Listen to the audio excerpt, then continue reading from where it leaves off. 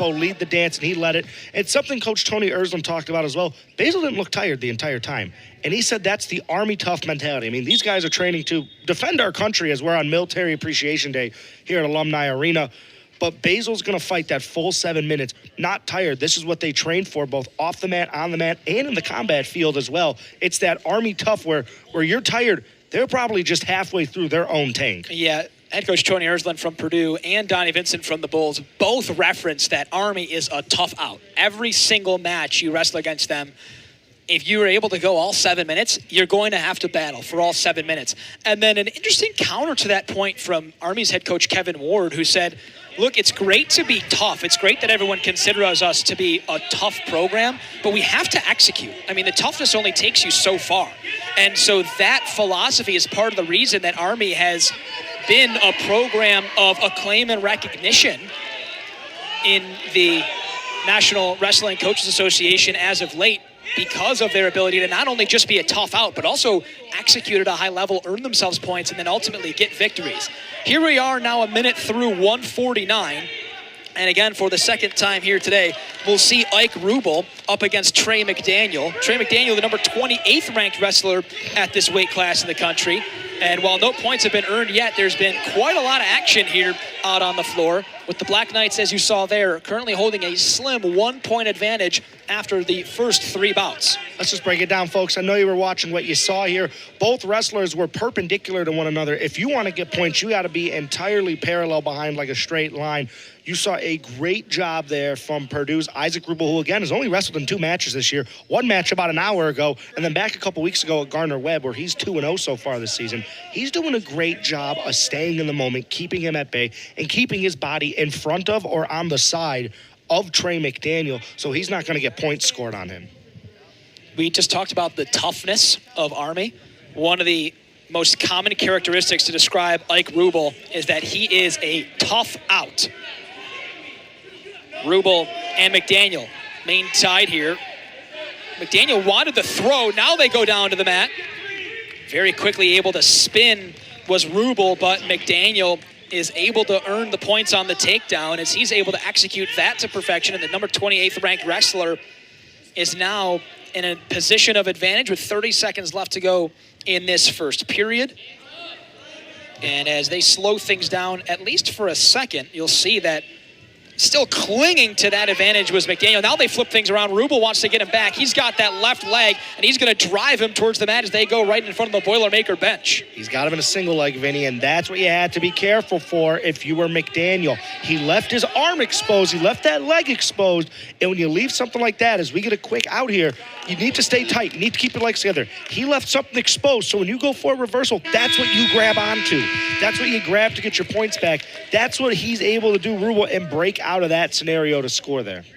So he wasn't able to get all of the points maybe possible as we take another look at this first takedown, courtesy of McDaniel, but an escape was earned there by Ruble. He now starts in a top position as McDaniel will have to fight his way out from underneath. And you can see there Ruble very quickly coming over top and trying to lock those arms in together. He's got that left arm right wrapped around the left arm of McDaniel as well, and he's trying to work himself into a spot that he can earn some points out of this, and it looks like a very compromising position, at least for the time being, for McDaniel. Vinny, when you're on top like this, it's like kneading dough. You want to knee them down and slowly work your way down, and you want to flatten them out. And you have to work in that similar motion, and eventually got him flat, as you saw, but he's able to build his base back up. So if you can reach that, right now, the bread's in the oven. It's baking. But until then, if you can knead him down to keep him flat, that's what you have to do. Is that what that is? That's the best I can describe it as. The bread bakes and then escapes from the oven, seemingly. And so as a result now, with a minute left to go here in the second period, McDaniel able to earn himself a reverse, and now 5-1 is the Cadets' advantage. So McDaniel's got a shoulder, but he's going to just cut Ruble here. See, Ruble's already up. He might go for a turn. He's got the grip. He's trying to turn him. Great job there. Set his foot on where his knee bends. He's able to trip him and push him forward for the bend. That's what he has to do. And now he's got him kind of back where he wants him. He can slow things down here if he can ride him out for 40 seconds. Now in a position of advantage, looking for the near fall for the time being was McDaniel.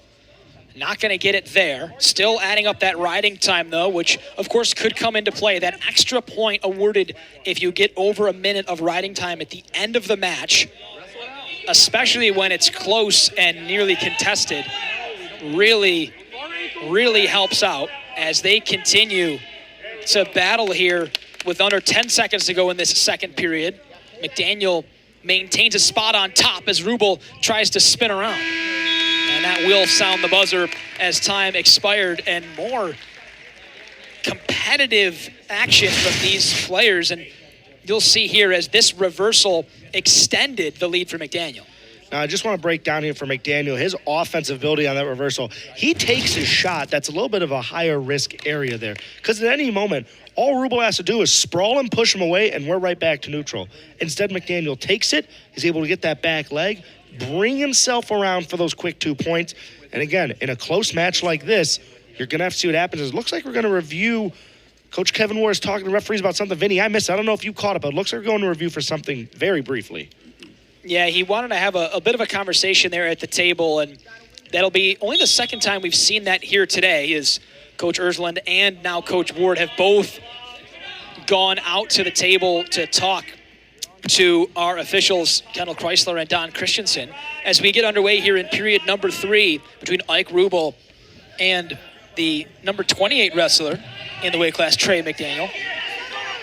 As right now McDaniel gets back on top, and he's trying to work his opponent down to the ground. Ruble's got those arms locked between the legs, but now he's got those shoulders towards the mat, and it's going to have to be Ruble who's going to try to avoid a pin here. McDaniel with a significant advantage as he tries to push him down towards the floor. Kendall Chrysler is down there keeping an eye on it. Are the shoulders on the mat? The lower it goes. Not much more room. Kendall Chrysler getting down there to look. Ruble continues to battle valiantly to try to pry himself free. He might have an opportunity here. A little bit of a window is opening, and then now right back on top goes McDaniel. Vinny, I don't know what our officials are seeing Kendall Chrysler looking, and there we go. A pin and a win for Trae McDaniel, and the number 28 wrestler will very likely improve his positioning in the NWCA as he gets the first fall of today's action. Now, a big thing I want to make sure we notice, folks at home, when you watch